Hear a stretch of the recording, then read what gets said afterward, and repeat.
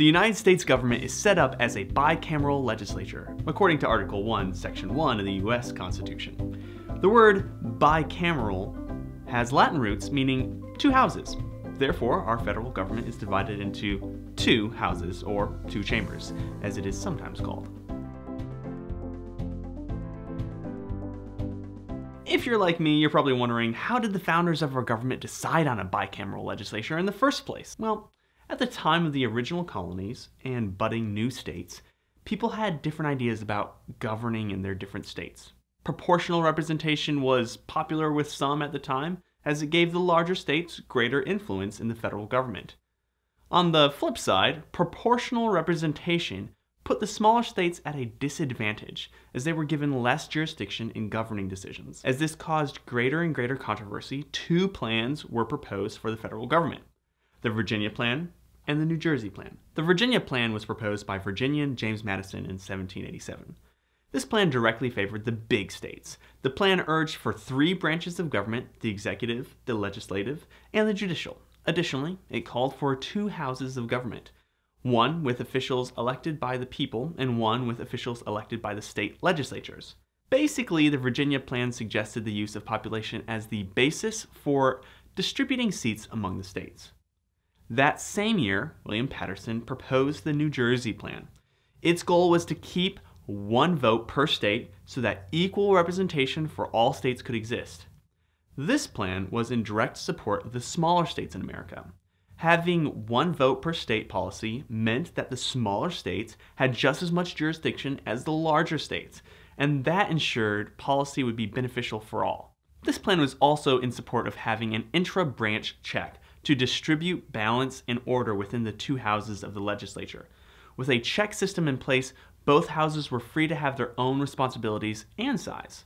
Now, in the grand scheme of things, both of these proportional plans were similar in nature. However, one favors the larger states and the other favors the smaller states. Obviously, choosing one plan over the other would create even more tension among the people, but a way of governing had to be instituted. I give you The Great Compromise by Roger Sherman in 1787. This compromise stated that the United States government would be a bicameral legislature, meaning it would have a House of Representatives based on population and a Senate consisting of two members from each state. Let's look a little more in depth at each of these chambers of Congress. To serve in the House of Representatives, you must be at least 25 years old. You also have to have been a citizen of the United States for at least 7 years.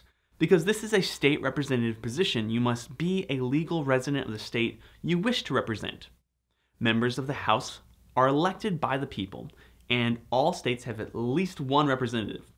A system called apportionment, or redistricting, is used to determine how many representatives a state gets. This process involves distributing representatives according to each state's population based on the decennial census that is taken.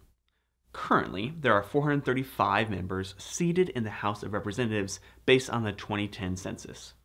Now, we know how representatives got into the House, but what exactly do their responsibilities include?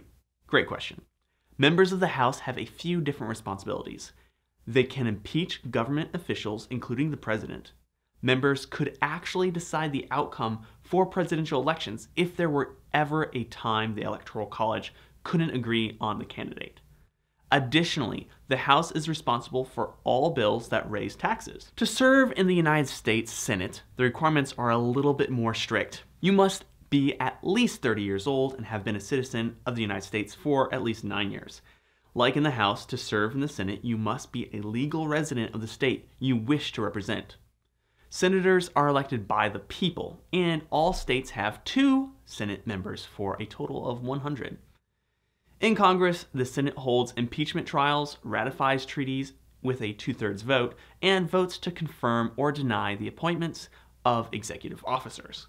The Senate also has the power for writing and passing laws. Overall, these are huge responsibilities that our members of Congress take on. If anything, learning about the responsibilities and election processes are all the more motivation to get out in the world and educate yourself on the world of politics. Things to remember. First, bicameral means there are 2 chambers of Congress. 2. Those 2 chambers are the House of Representatives and the Senate. 3. The House is based on population, the Senate is set at 2 members per state. And 4. Both chambers are directly elected by the people, although senators were originally elected by state legislatures. Now, do your civic duty and give this video a like. And don't forget to subscribe to our channel to learn more about government and politics. Thanks so much for joining us, and as always, happy studying.